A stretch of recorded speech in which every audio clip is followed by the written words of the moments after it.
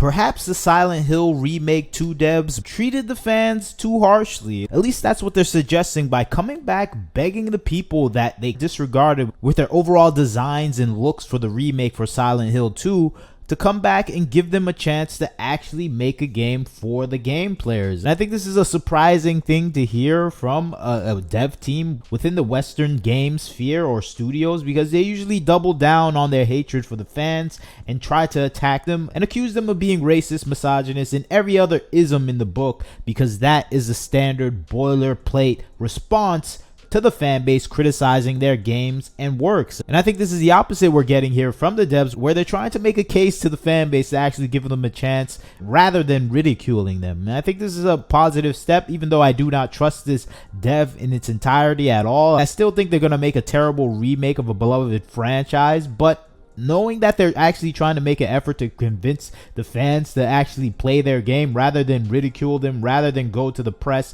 like IGN and Kotaku accusing everyone of being a racist bigot. No, they're saying, please give us a chance. We're trying to make a good game. We're trying to keep our jobs. So please play our game. And I think this is a response that I think game developers should be used to doing by now. They should be doing this for their fan base that are willing to buy their games, because that's how you stay and keep your job. And I think this is a positive response from the game developers, even though if you look at the game itself, it still has all the hallmarks that we see with modern day gaming. From the changing of Angela's original design to something that is more immature and more body positive, at least in the looks wise department, this is something that was irking a lot of the fan base, because if Angela from the original Silent Hill game, she had more of a mature, feminine, attractive look that was memorable for a lot of the people that were fans of Silent Hill 2. And seeing this change, saying this was trying to make her more young and appropriate for her age, it's moving past the issue and making her completely different looking than she did in the original series. I think this is what's frustrating people when they look at this design. They just don't see the same person anymore. It felt like they were trying to replace the original look completely because they have an offense towards it. And I think this is the response that the game players are having towards this game, where they're saying, what happened to the original design? Why did you make her look this way? This doesn't look like her at all. It's not like you're trying to make an improvement on her. It felt like you were trying to remove her looks in its entirety. And I think that's the backlash that the fans were giving to the Silent Hill remake that we saw, the preview that we saw of this game. Another thing people were complaining about is the changing of the clothes and designs of some of the characters. We're talking about Maria, where she's supposed to be this overall sultry and personified attractive version for the main character, because it's supposed to be in comparison to what the player or the main character wants to see in their real life interactions with this specific woman here, Maria. So to have it covered up and changed a little bit where it doesn't even look the same, and she doesn't have that same sultry look that she's supposed to have, because it is in line with the game for her to have this appeal. She seems more mousy and less attractive as the version that we saw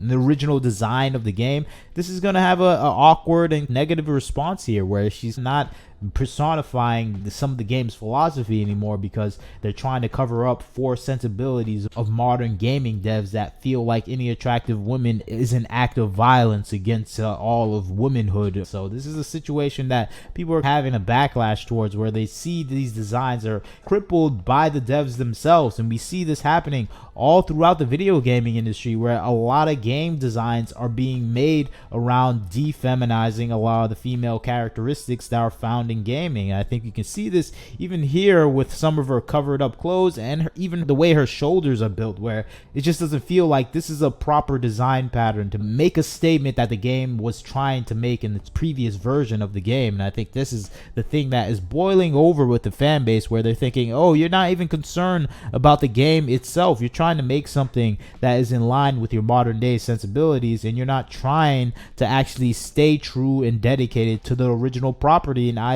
And I think that is a fair criticism to have for the game. But nonetheless, the Bloober team is trying to win back the fan base. And I think overall this is a positive thing. Maybe it will lead to some change in the development process. I highly doubt it, because if you know anything about the Bloober team and the consultancy firms that they're working with Sweet Baby Inc. 2.0, not Sweet Baby Inc. itself, but another consultancy agency that is known to actually do similar things to Sweet Baby Inc. I'm talking about Hit Detection. This is a consultancy firm that is focused on sending a message about the modern day political progressive ideas that they want to see involved in the video gaming world. They worked on games like Alan Wake 2 and Sonic. They've worked on a multitude of games in the video gaming industry, and their main purpose is to send that political activist messaging that is thriving in the Western games development sphere. And I think this is the thing people are going to be apprehensive about, especially when you read their overall focus and modus operandi is to focus on the depictions of characters from underrepresented groups, themes, and potentially community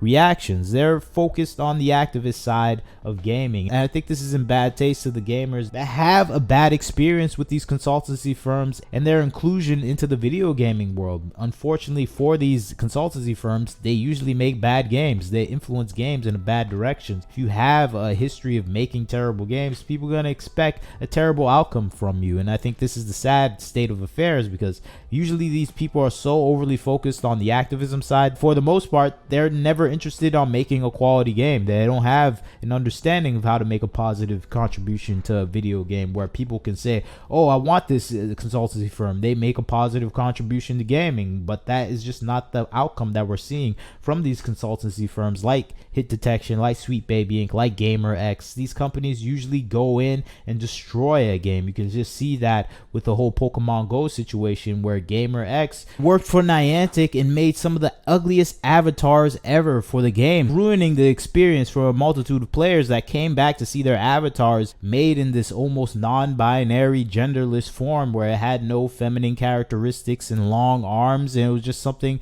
that was unkind to what the players actually wanted to see their avatars look like. And I think that is the result of people coming in with their own political ideas and not really engaged in the overall development process of these games, because they don't care about games, they don't play games, they're just there to instill their messaging in gaming. And I think when you have worked with some of these people, people are going to doubt your game now. They're going to think, okay, this is not being made by passionate gamers anymore. This is being made by activists that want to impose their certain political leanings into the game. And I think the Silent Hill remake has already shown us that is the case for the game. And I think that is the end result, where you're going to have people that are not looking forward to actually playing your game anymore. They're going to expect the worst, and it is warranted for them to expect the worst, because when you work with these consultancy agencies, they usually bring down your game. So it is a fair point from the gamers not to actually support your game from the outright. It makes more sense for them to wait and see what people play the game, what's their response, and if the response is good, maybe they'll play your game. And I think that's the situation Bloober Team has to look forward to now that they've aligned with these consultancy firms. We have to expect people to doubt your game, and they have 100% a reason why that is the purpose, why that is the case for them. And I think you're gonna have to prove yourself now that you're working in this way. And I think this is a situation the Bloober Team is in, but I do like their response where they're saying give us a chance, and I think that is the response you should have when people are criticizing your game. So I give the Bloober Team credit for that, because they're actually trying to convince the gamers to play the game, and they're not out there to ridicule gamers and embarrass them or try to say that they're the worst people in the world. So that is a positive, and it's funny that's a positive nowadays, because that should be the obvious thing to do. But nowadays in the video gaming industry, it isn't the most obvious thing to do. The obvious thing to do is to attack the gamers, to call everyone racist and bigots,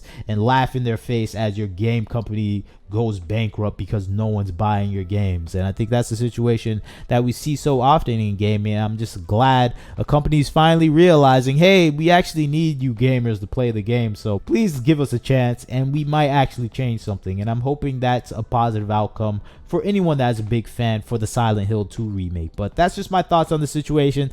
Tell me what you think about Silent Hill 2 remake dev asking the fans to give it a chance. I think this is a positive thing to hear. Of course, I'm going to wait until the game comes out before I give it a chance. If it does make the changes, at least in the character designs and the overall story and messaging, then I'm going to be happy with it. And I'm glad that they're actually interacting with the fan base in this way rather than ridiculing them. But tell me what you think about the situation. I'd like to hear your comments. Like, comment, share, subscribe. This is Wagner Knows Why. Catch you next time.